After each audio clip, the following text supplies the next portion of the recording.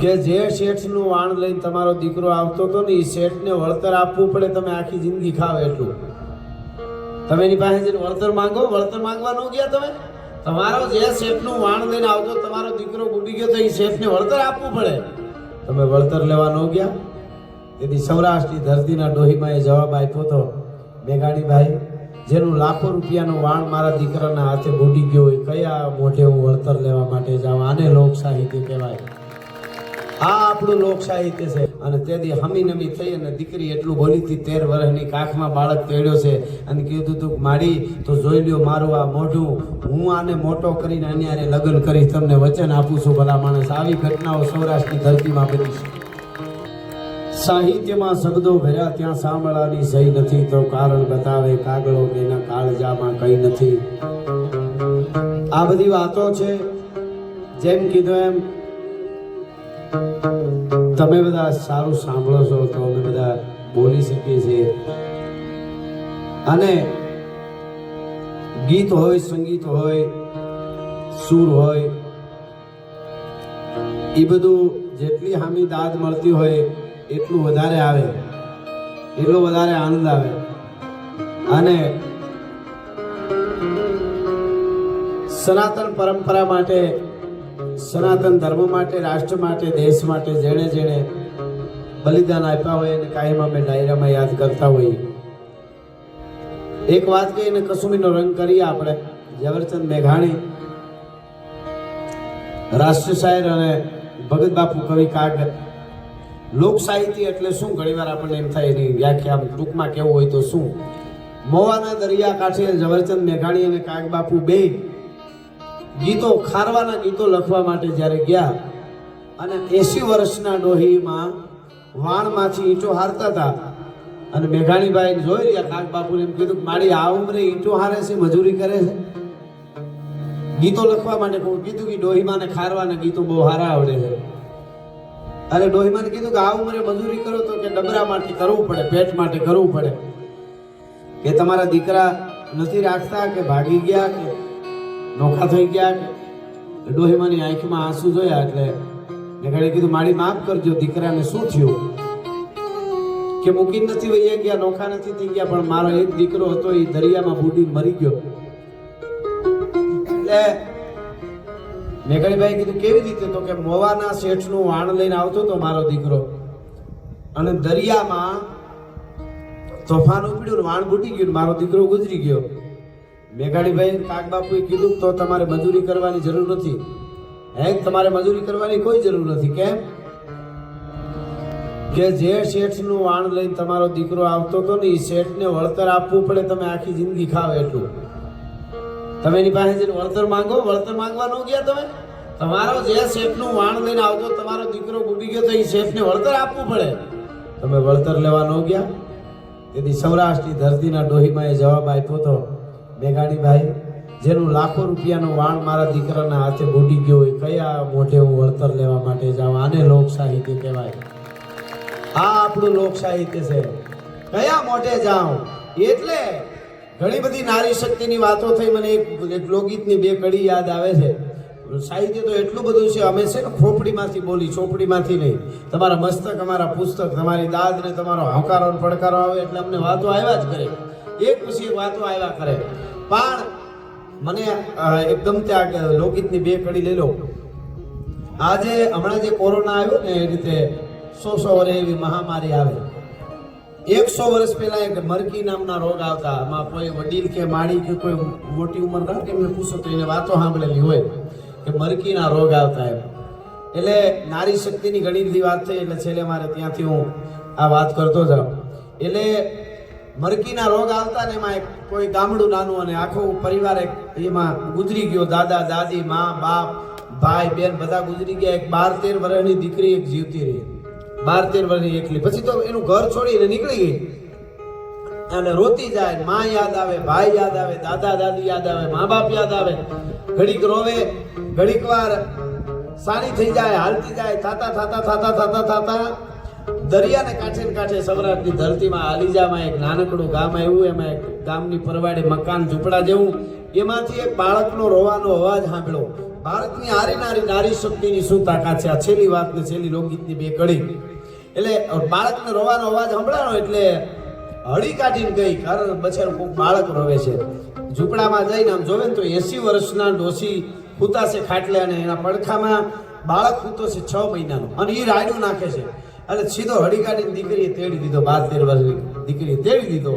અને ડોહીમાને કીધું કે મારી આ બાળક રોવે છે છોકરો તમારો, આને સાનો તો રાખો. એટલે છેલ્લા ડંકા ભરતા ડોશી આમ જોઈ રહ્યા, ધીરે ધીરે બોલ્યા, માંડ બોલી ગયા, સારું બેટા તું આવી તો મારા તો હવે છેલ્લા શ્વાસ છે, તો કે તમે આની ચિંતા ન કરો, તમારા જીવને સદગતિ કરો, હું આને મોટો કરી સાચવી છે એમ. એટલે ડોહીનો જીવ જ ન જાય, ઘૂંટાય જીવ પાછો આવે, ઘૂંટાય પાછો જીવ ન જાય ડોહીનો. એટલે ઓલી દીકરીએ કીધું કે મારી મારું બધું, મારા મા બાપ ગુજરી ગયા, દાદા દાદી ગુજરી ગયા, ભાઈ બેન, હું એકલી છું, પણ આને હું હવે મોટો કરીશ, તમે આની ચિંતા ન કરો. તઈ એને એમ કીધું ડોહીએ મરતા મરતા કે હું મને મુએ મુક્તિ નહીં થાય. કેમ? તો કે મારે છે ને, મને એમ હતું કે મારો દીકરો ગુજરી ગયો, મારા વહુ દીકરાની ગુજરી ગઈ, આ એક બાળક બચી ગયો તો હું બચી ગઈ, મને એમ કે હું આને મોટો કરીને પરણાવીશ, એટલે આના લગ્ન કર્યા વગર જાઉં છું ને એ આશા મને મુએ મુક્તિ નહીં થવા દે. કે ઘડીક વાર એવી વાત રકજક આવી, એટલે છેલ્લી દીકરી એમ બોલી, માડી તમારે આને લગ્ન કરી દેવાની જવાબદારી મારી. કે એ વાત સાચી, પણ મારા મનમાં એવી ઈચ્છા હતી કે મારે આ દીકરો મોટો થાય, 18-20 વર્ષનો થાય, અને દીકરાની વહુ આવે, એનું મોઢું જોઉં પછી પ્રાણ છોડું ને તો જ મને સદગતિ થાય. કે નકર મારો અસગતીય જીવ જાહે. અને મારે આ દીકરાની વહુનું મોઢું જોવું. અને તેથી હમી નમી થઈ, અને દીકરી એટલું બોલી હતી, 13 વર્ષની કાખમાં બાળક તેડ્યો છે, અને કીધું તું માડી તો જોઈ લ્યો મારું આ મોઢું, હું આને મોટો કરીને આને હારે લગ્ન કરી તમને વચન આપું છું. ભલા માણસ, આવી ઘટનાઓ સૌરાષ્ટ્રની ધરતીમાં બની છે.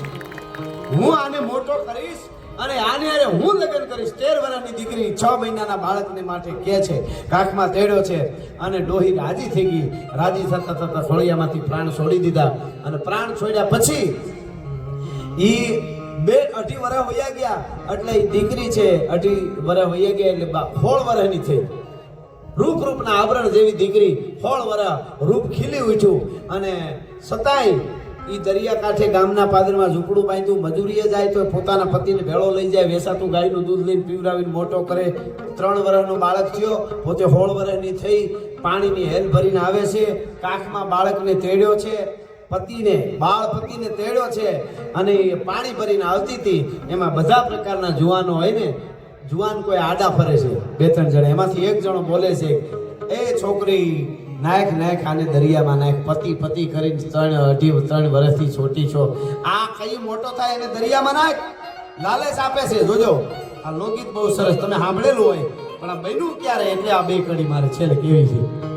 શું કે છે? આને તું દરિયામાં નાખ, અને હું તને આટલી વસ્તુ લોભામણી આપે છે, આટલી વસ્તુ લઈ જઈશ. આવડો પતિ હોય 3 વર્ષનો. લોકગીત સાંભળજો, તમે સાંભળેલું હોય છે, પણ બન્યું કેવી રીતે? શું કે છે કે તો ગોરી રે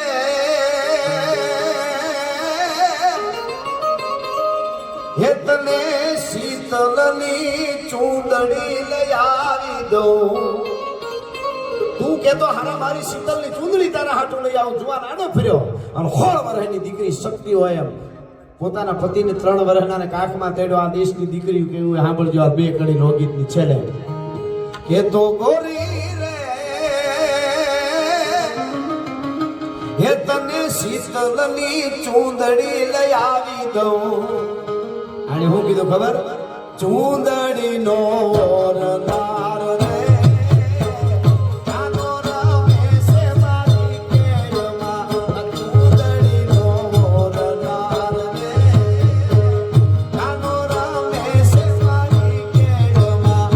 ઘટવર નાનો રે કાનો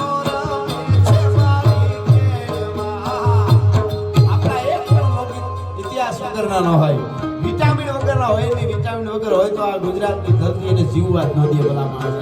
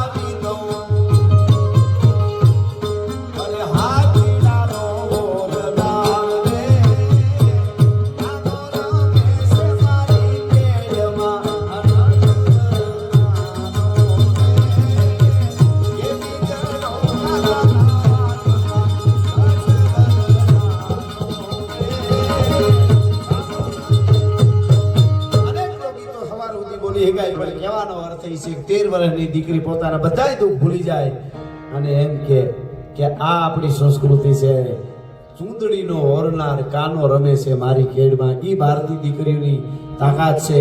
એ એની ખારવાના ગીતોમાં મેઘાણીભાઈ લખે છે 18 વર્ષની ખારવાની દીકરીના લગ્ન થયા, લગ્ન થઈને પરણીને આવીને પછી વાણ લઈને વયો ગયો એનો પતિ. પછી હામો વૈશાખ મહિનો આવ્યો, હમણાં ગયો ને વૈશાખ મહિનો, તો કેરીઓ વેચવાવાળી બાઈ આવી હુંડલો લઈને. કેરીઓ વેચવાવાળી બાઈ આવી અને લ્યો કોઈ કેરીઓ. આ બાઈ ને કીધું બેન કેરીઓ બહુ પાકેલી મીઠી લેવી, પૈસા ન હોય તો બાકી રાખી દે, પણ લેવી કે મારે નથી લેવી કેરીઓ. બહુ કીધું લેવી કેમ નથી લેવી. હવે બાઈ અહીં માતા વગરનો બેઠ. આપણી પરંપરા શું છે સાંભળજો. ઓલી બાઈ કે ખારવાની 18 વર્ષની હો, પરણીને આવી અને હજી 6 મહિના 7 મહિના થયા. એ શું કહે છે ખબર? મારી નથી ખાવી કેરી. કા કે સખિયામાં વૈશાખે વળીએલા વન રે, આંબામાં કેરીઓ ગાવી જોરે.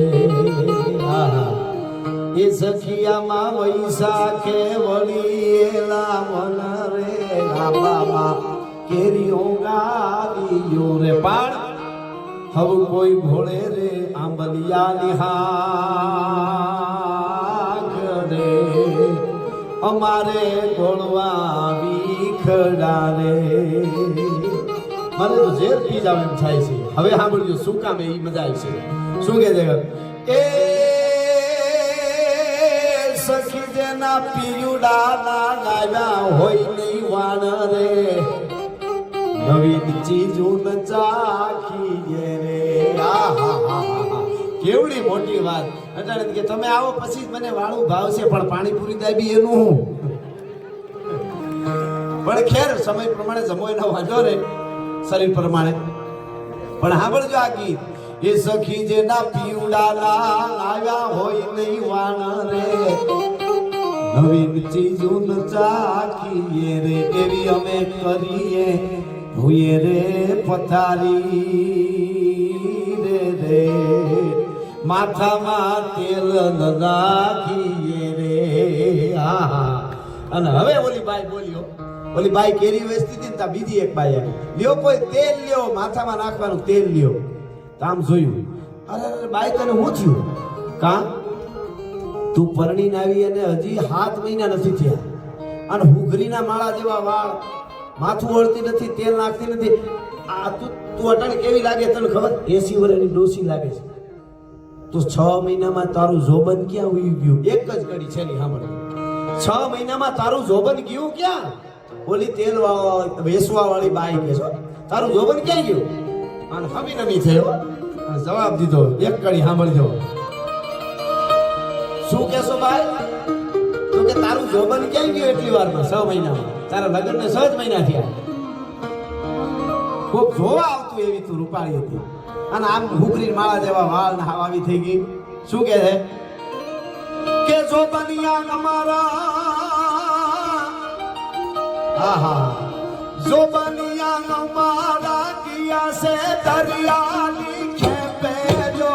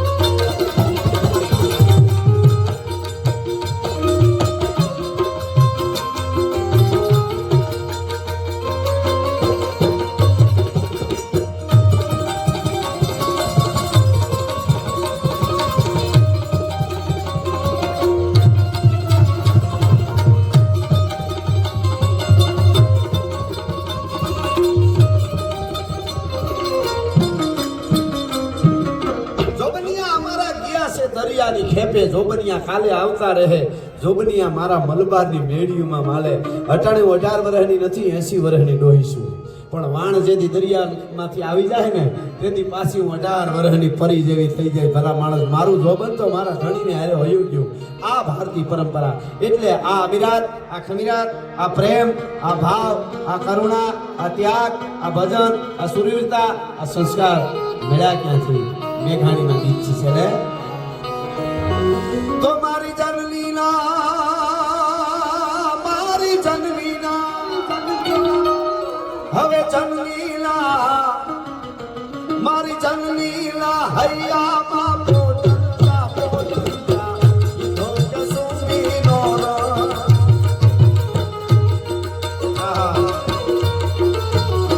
એના થોડા ધાવન કેરી ધારાય ધારાય પાનો કસુમીનો રંગ. ઓ રાત મને લાગ્યો કસુમીનો રંગ.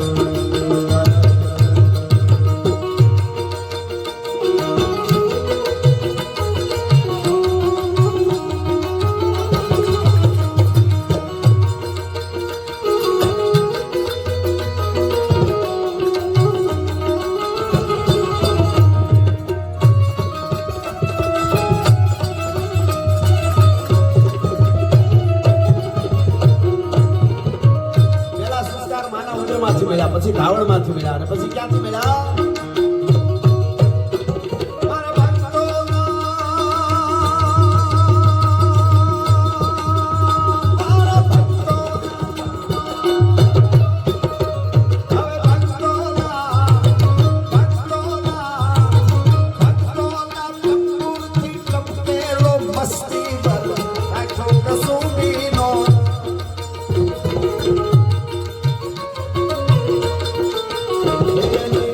એની વાલી દીકરાની પકડીને ની પરથી ઊનો કસુંબીનો રંગ. ઓ રાત મને લાગ્યો કસુંબીનો રંગ. રાત મને લાગ્યો કસુંબીનો રંગ. રાત મને લાગ્યો કસુંબીનો રંગ.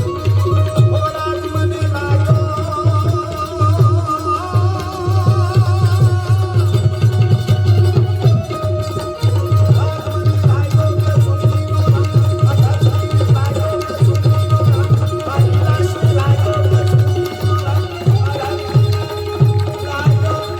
રાત મને લાગ્યો.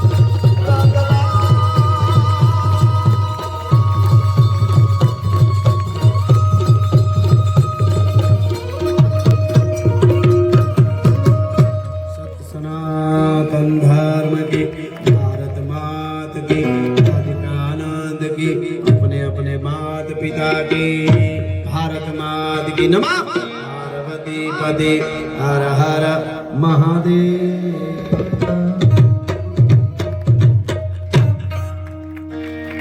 એક વખત જોરદાર તાળીઓ થઈ જાય મંચસ્થ ત્રણેય કલાકારો માટે. સર 1 મિનિટ તમે ત્રણે ઊભા રહેજો. જે પણ લોકો પોતાની ખુરશી ઉપર બેઠા છે, જ્યાં પણ ક્યાંક પણ બેઠા છો, એક રિક્વેસ્ટ છે મારી, આપની ખુરશી પરથી ઊભા થઈ જાઓ અને આ ત્રણેય કલાકારો અને પૂરી સાજિંદાની ટીમો માટે જોરદાર તાળીઓ થઈ જાય. કેમ કે રિલાયન્સ ગ્રીન્સની હિસ્ટ્રીમાં એક મંચ પરથી પ્રસ્તુત થયેલો આઈ થિંક આ સૌથી લોંગેસ્ટ કાર્યક્રમ છે. 2:45 થયા છે, આપણે 9:30નો પ્રોગ્રામ શરૂ કર્યો હતો. તમારી તાળીઓ એવી વગાડો કે એમને હજારો મેદનીઓના કાર્યક્રમોમાં ડાયરો કર્યો હશે, પણ રિલાયન્સ ગ્રીન્સનો આ પ્રેમ એ ક્યારે પણ ન ભૂલી શકે.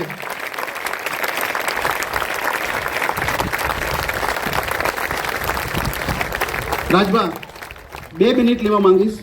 સર મારી સામે ઊભા છે. જ્યારે આપણે બાજુના ગામડાઓમાં પ્રોગ્રામ, પટેલ સર તમે સાક્ષીમાં છો, અમે જ્યારે પ્રોગ્રામ કર્યા ને અને જે સફળતા મળી, આપ સૌની લોકચાહના મળી, સરે કીધું કે આપણે અહીંયા પણ પ્રોગ્રામ કરો. કેમ કે અમે લોકો અહીંયા હાસ્ય દરબાર અને એવા સોલો પ્રોગ્રામ કરેલા. અમે ડાયરાના ફોર્મમાં આઈ થિંક આ અમારો પહેલો કાર્યક્રમ છે કે જે અમે ડાયરાના ફોર્મમાં કર્યો હતો. પણ ત્યારે મેં સરને એક રિક્વેસ્ટ કરી હતી કે સર સમય મર્યાદા કાંઈ પણ મને ન આપશો, જો તમારે ડાયરો કરવો હોય. સર સાચી વાત છે ને મારી? અને એનું સફળતાનું મારે કશું કહેવું જ નથી, કેમ કે આ જે ગ્રાઉન્ડ ભરેલું છે ને સર, તમે પણ જોઈ શકો છો કે જો સ્ટેજ ઉપરથી સારી વસ્તુ, સાચી વસ્તુ, લોક સાહિત્યની વસ્તુ, આપણા સંસ્કારની વસ્તુ અને આખું ફેમિલી બેસીને જો કાર્યક્રમ રજૂ થતો હોય ને, તો હું નથી માનતો કે આપણો રિલાયન્સ ગ્રીન્સનો પરિવાર ઘેર જઈને સૂઈ જાય. એકવાર તમારા બધા માટે તાળીઓ થઈ જાય. Thank you so much. તમે જે સાથ સહકાર આપ્યો અને ફરીથી ત્રણે કલાકારો અને આખી ટીમનો હું હૃદયથી આભાર વ્યક્ત કરું છું કે તમે આજે રિલાયન્સ ગ્રીન્સમાં ખરેખર અમને એક યાદગાર સાંજ આપી છે. Thank you so much. Thank you sir. Thank you so much.